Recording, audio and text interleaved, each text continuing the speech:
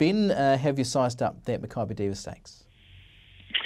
Yeah, looking forward to today. Genuinely excited about this program. It's one of the better ones we've had of the spring so far. And I suppose the feature on the program, the Makybe Diva Stakes, looks a bit of a match race between Mystic Journey and Scales of Justice. I'm with Mystic Journey. I think she deserves to be favourite.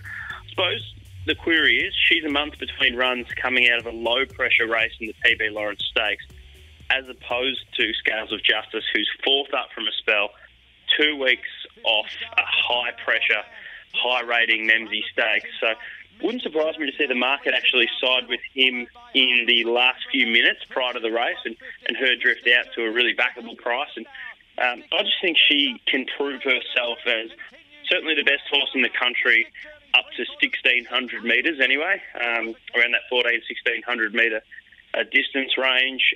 I like her ability to win off slow speeds. I like her ability to be able to win off a fast speed. She can sit wide. She proved that in the All-Star Mile.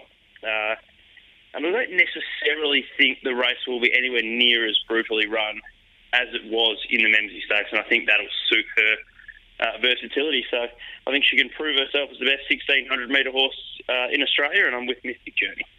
I guess, Ben, this race is certainly, there's a whole lot of Melbourne Cup sort of hopes that are kicking off campaigns or are certainly continuing their campaigns. So it really does mean that you are looking for the 1,600 metre horse that's winning today. Is that the case? Yeah, for sure.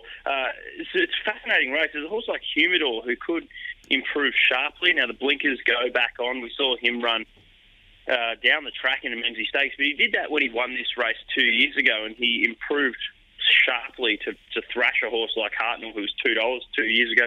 So he could be the big improver. Interesting to see a horse like Galo chop back. It wouldn't surprise me to see Night's Watch run well. I think Hartnell will run well. All those stayers resuming as well, you mentioned. So fascinating race and a quality edition of the Makybe Diva Stakes on what is just an outstanding program of racing. Yeah, absolutely. We have a look at the 3-year-olds returning in the Group 2 Danehill Stakes as well, and on Australian debut is the Group 1 1/2 Size Produce Stakes winner in Your Deal, this time for the Lindsay Park team there at $13. The money with Dallastan at $260, Super Seth at $390. How are you weighing them up in the sprint? I think the market's identified the horse to beat in Darlastan. He was terrific winning the Spring Stakes in Adelaide. First up from a spell, he was fresh. He got onto the back of Scales of Justice. He went past him. He showed a lot of talent in 3 runs as a 2-year-old. He threw away a Group 2 VRC Size Produce Stakes. He should have won that day had he wanted to go straight. It looks as though he's come back even better. That form's obviously been franked by Scales of Justice coming out and winning the Memsie Stakes. I guess staying at 1,200 is some query for a horse that I do think is going to be ultimately at his best at 1,600 plus, but I like the fact he's been given a month between runs. I think he's the one to beat. If there's going to be an upset, though, I think it's potentially the one down the bottom, Express Pass. Now, he was terrific at Caulfield at stakes level on debut, last preparation, running the second fastest last 200 of the entire meeting. He again was the second highest rating performance of the day, first up at Bendigo, winning his maiden by a big space. I think he's better suited up to 1,200. Ben Mellon gets on, wide draw. So he could be the surprise, I think, sort of that $8 or $9 mark down the bottom, Express Pass. So I don't want to be, I think Darlason's the one to beat, but I don't want to be losing on the race if Express Pass wins. Okay, Ben, you've been a reliable source of winners through the winter even as well. What have you put the ring round for us today?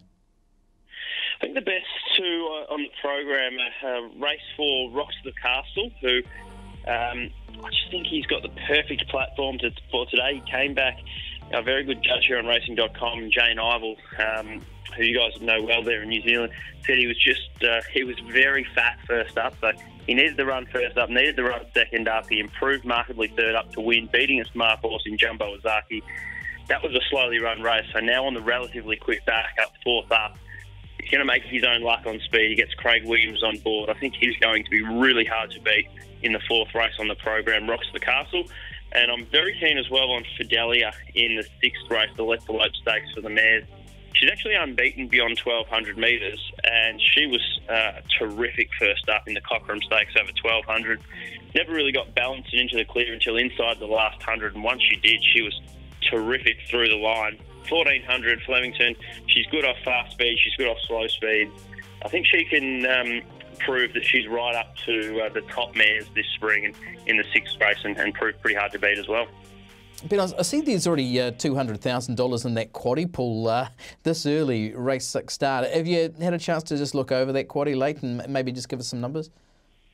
Yeah, I had a look at the quaddie today. So I'm going to go with the 4 mares in the first leg, focusing around Fidelia, but I think Fundamentalist will be up on speed. Spanish Whisper should get a good run on the speed. The other one we've got to throw in is the one who's rock hard fit and going really well in my pendant. Just the 2 for me in the feature of the day in Scales of Justice and Mystic Journey. I'm going for the fit 1,600 metre horses to try and keep that percentage down. The hardest race of the day is clearly the Bobby Lewis.